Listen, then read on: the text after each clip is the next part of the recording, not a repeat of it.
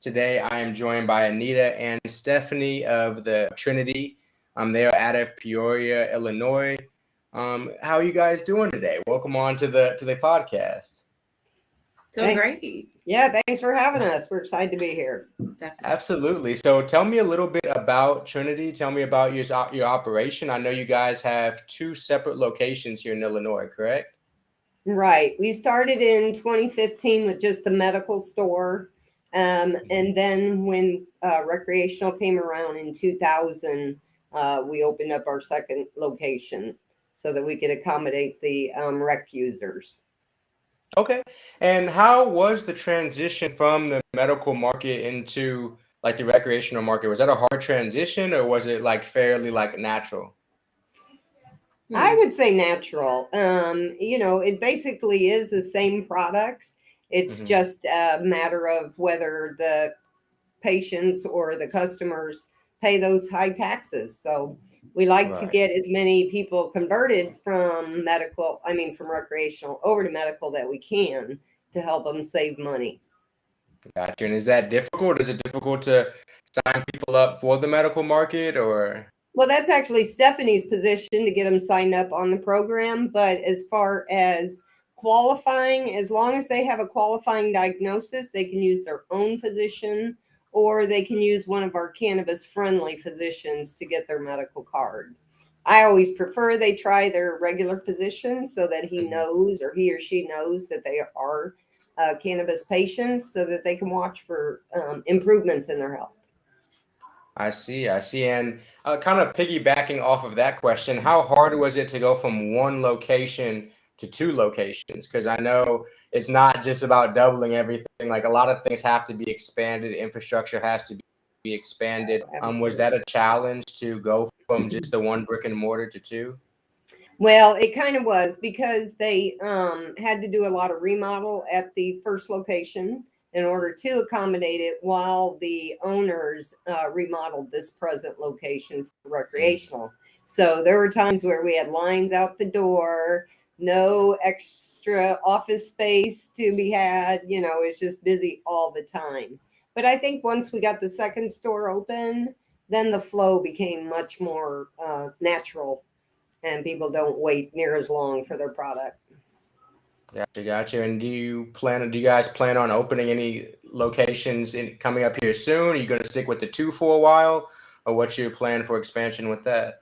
Well, our parent company, Nature's Grace and Wellness, do have several stores in Northern Illinois that are planning to open as well as in Missouri. So they've got quite a bit on their plate, but we are still Trinity Care Centers. And so we're not all that involved with the opening of the other stores, obviously, since none are right here in Peoria. But it's exciting for them that they're going to really be expanding. For sure. And with the date, there's about to be, I think, 200 new dispensaries opening or something like that in 2023. I know you guys have probably been keeping up with that. Is that predicted to kind of like shake up the market a lot? Or is it going to change price levels a lot? Where do you guys see that changing kind of the Illinois market? Well, I do see it affecting pricing because there's going to be more competition. We haven't had a whole lot of competition on this side of the river up until now. So we're definitely going to be sending or losing customers to some of these newer dispensaries. I think my biggest disappointment, I know of two going into Peoria, and so far I've heard the locations are all within a 5-mile radius. And with the size of Peoria, I didn't quite understand why we couldn't get them to locate the new ones a little bit further out or in an area that people would travel to easier. But, we are right in the heart of the city. Right here by the malls and everything. And that does bring a lot of traffic this direction.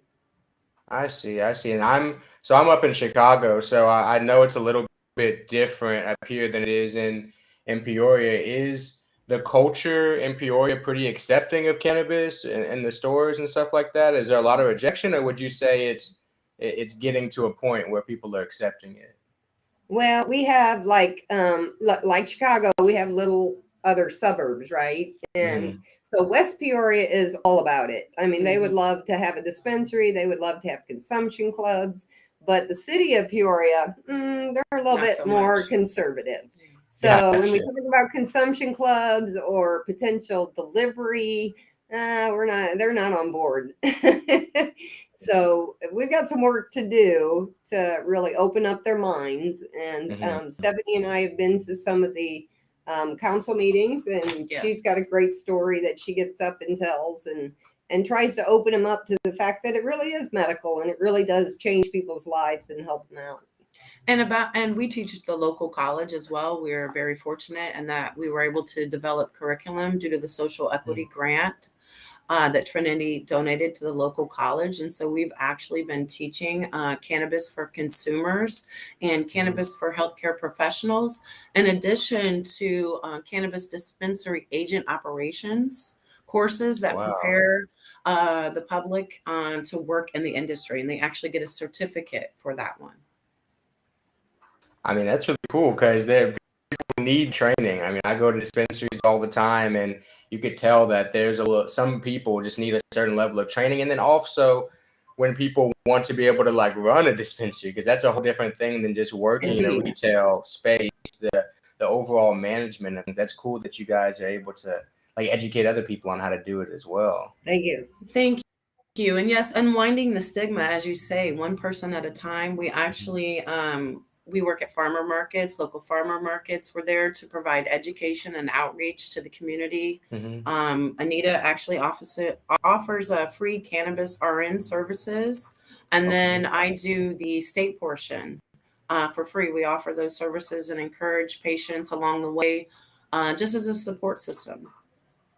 Oh wow! And how did you two get into the cannabis space? Were you in the cannabis space before somewhere else outside of Illinois, or was it when Illinois legalization happened?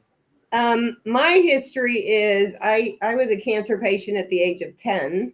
And so I was introduced to cannabis in high school, and I used it off and on throughout my life. But after getting my third cancer, I decided to kind of study cannabis. I already knew about the human body by being a nurse. So I started studying cannabis. I wanted to know if I was helping myself or hurting myself. And what I found out really opened my eyes to cannabis, the medicinal aspects of it. So I continued my studies. And then when we opened up our medical dispensary, they got word of how educated I was and asked me to come in and gave me the position as a nurse consult. So I give free 1-hour consultations, whether in person or on the phone, to help people get started in cannabis. The last thing I want is for anybody to try cannabis, have a bad experience, and then get turned off and never come back to it. So that's what I do. And then Stephanie can tell you how she got involved. Mine's a little dramatic. I worked at the local hospital. I was a clinical researcher in interventional radiology for about 14 years. And then suddenly I was shot in a drive-by shooting in my home and lost my eye. I had to have my eye removed. So the bullet entered my eye and exited my nose. And so I got cannabis for my PTSD. I'd been using as a closet user most of my life since being a teenager. I was using cannabis as medicine, only I didn't know it, as most of us are. And once I discovered the endocannabinoid system, that really changed the game for me, because that was not part of my medical curriculum or training whatsoever. And I mean, cannabis has saved my life. My faith and cannabis, those two together in the community. My PTSD was very acute. We don't know who shot me or why. And so PTSD has really just, cannabis, has really helped me with symptoms of that, to the point that I rarely even have symptoms, and that I like to share my story and help others. I do have prosthetic eyes that have the Trinity logo, the Nature's Grace logo, and I think I'm wearing the sunflower today. Okay, that's cool. Absolutely. I mean, that's making the best of the situation. That's cool that you have that. And talking about consumption, what are you guys' favorite ways of consuming? Like personally, what's your Flower? We're flower girls. flower girls? You like rolling Well, up? it's, I was a two-hit wonder my whole life. I just needed two little hits in the evening, change around your attitude, get a good night's sleep. But now that I know the medicinal aspects, I actually take oil in the morning. I do flour throughout the day when it's available. And then I'll still do some of the edibles, just for that long acting or long lasting effects. So it really varies. But my favorite absolute product is topicals.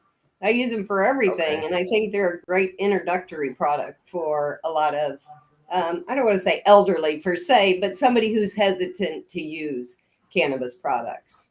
Absolutely, I agree. And being in the cannabis space, and both of you have been in it for a while, what are some of those hardships that you've had to face being in the cannabis space? What would you, if somebody was getting into the cannabis space, would you warn them about anything that's kind of surprising maybe as you get into it? I think education is still very important, even for the salespeople, because just to say that you like a product or this one works for you doesn't really apply with this product because everybody has such a different response from it. So it is nice that they have a little bit more education background than just sales or just usage, so that when a customer, they can kind of try to focus on some of their issues and then steer them into different products that are available. So I think for me, what surprised me is, you can have a background in marketing, whether it be medical background as we have, and that will always apply in the cannabis industry. We need all kinds of people in the industry, like she's saying, not just bud tenders, but there are lots of opportunities available where maybe that job prepared you ahead of time for a job in the cannabis space. You definitely want the education, a working knowledge of cannabinoids, the endocannabinoid system, terpenes, definitely education. I see people just light up with that knowledge, and it empowers them then to make and advocate for themselves and make better decisions about using products, maybe opening their mind to trying a different method of cannabis that they had never really thought about. Absolutely, yeah. And Stephanie, when you're bringing up how people get into the market, I tell that to a lot of people. A lot of people want to get into the cannabis space, and when things were first being legalized, I feel like the only mindset was I can be a bud tender or I can work in the retail space. But as kind of like the corporate structure grows of the cannabis space, there's so many different positions and skill sets that are opening up within the cannabis space for people to be able to fill and find a way to still be able to exist in it. I agree with you. And I feel like I'm doing something I love. I always had to hide this before. And so now it just empowers other people, and we love what we do. Absolutely. And back to the class you're teaching, if somebody out there, somebody watching this wanted to learn about your class or wanted to take your class and stuff, where can they get information about this? Where can they learn about it? They could just go to the Illinois Central College website and look up the adult classes to find it. I don't think we have any scheduled yet. We'll probably restart them in the spring. So it'll be a little bit. And then we also have offered video classes too for those that can't travel, just for a one-time class.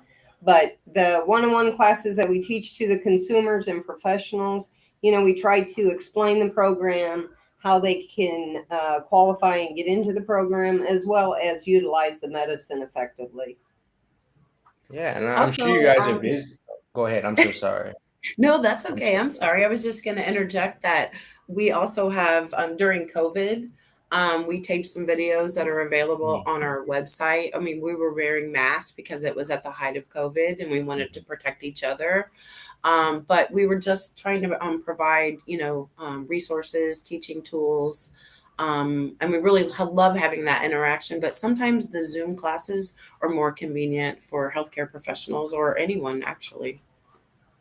Absolutely, absolutely. And I know you guys are probably extremely busy within the cannabis space, especially the holidays. But what do you guys like to do outside of the cannabis space when you're not busy trying to help patients? What do you guys enjoy doing? Oh, wow. You name it. I'm very active. Once you've had cancer, you can't get enough of life, right? Yeah. So I'm a crafter and a gardener and a traveler and a fisherman. And I mean, I'll just do anything and everything. That's great.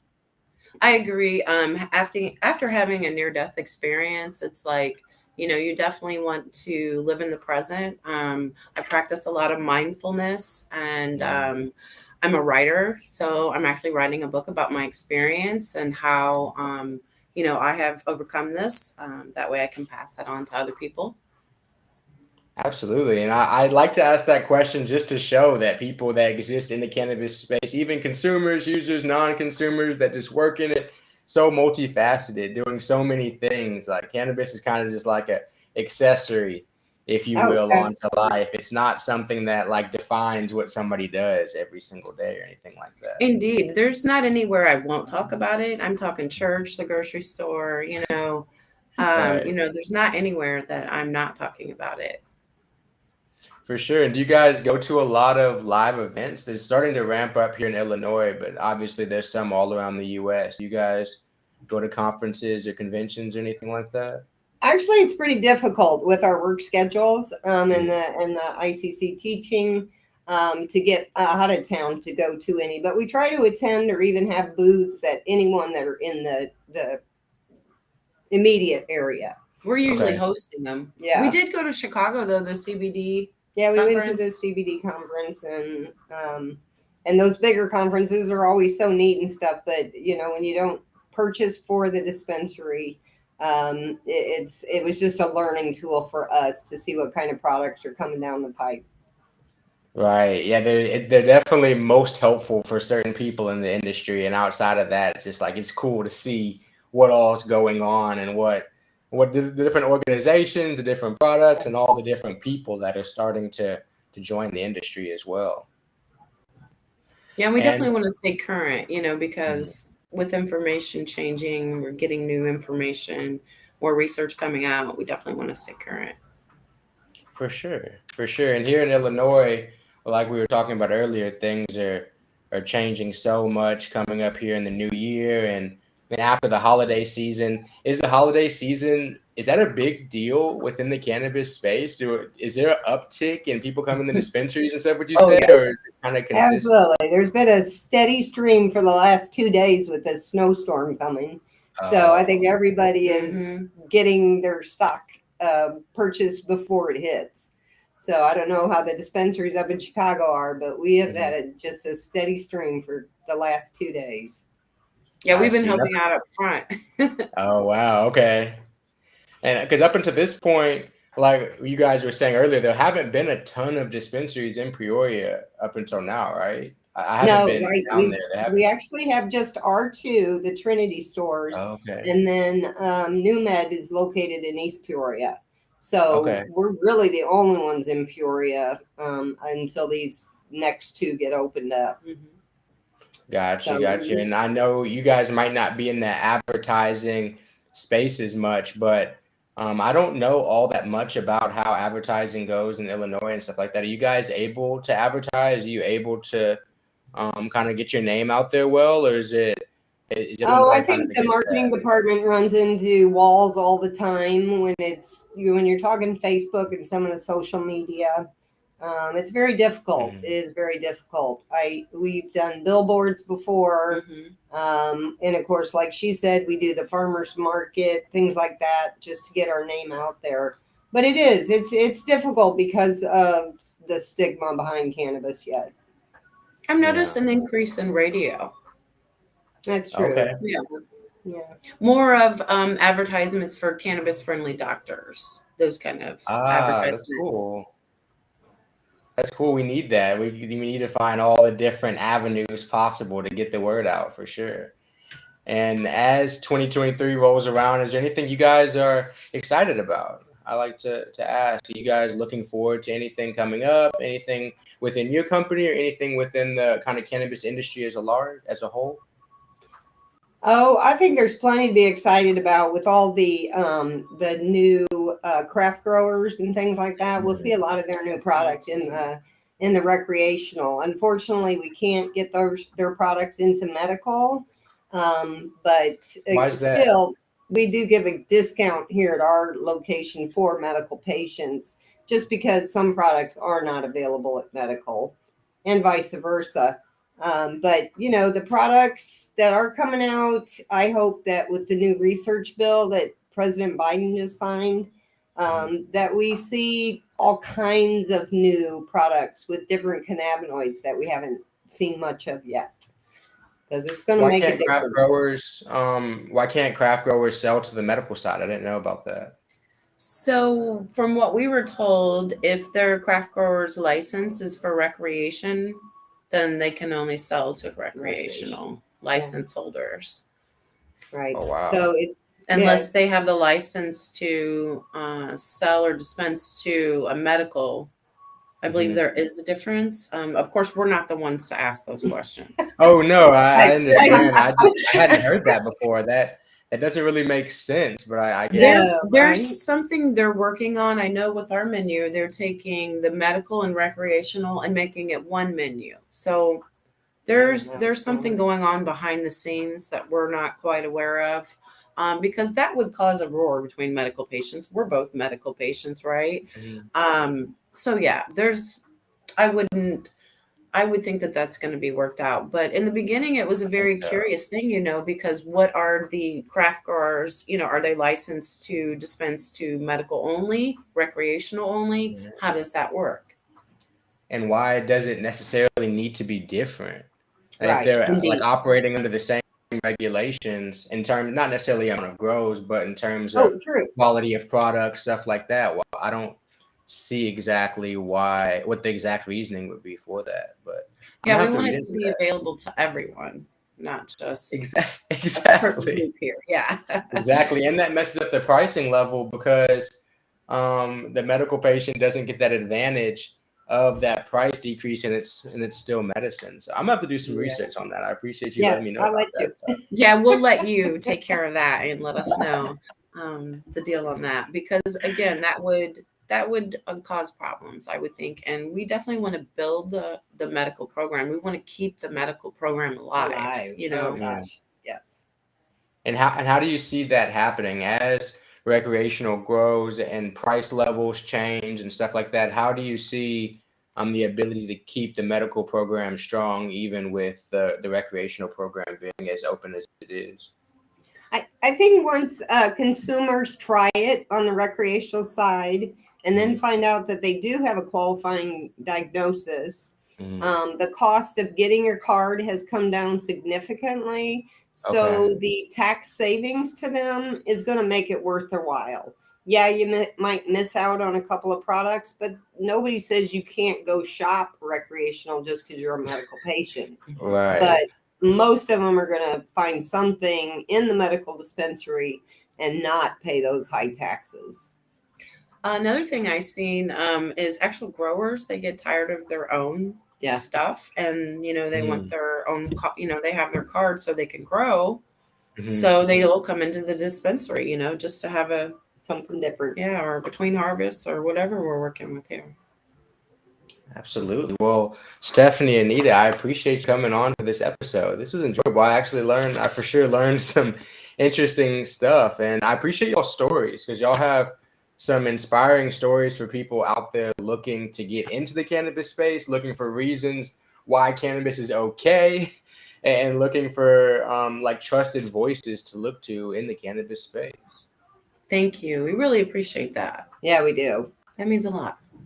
Absolutely. It's definitely affected our lives. And so the more people we can share our stories with, share the education, share the medicine with. I just want everybody to have a little bit better quality of life, considering all the things going on in the world right now. Absolutely. We're under a lot of stress, and we're exposed to a lot of, COVID and flus and colds. And I just believe that people are healthier on this product, to the point where, better quality of life.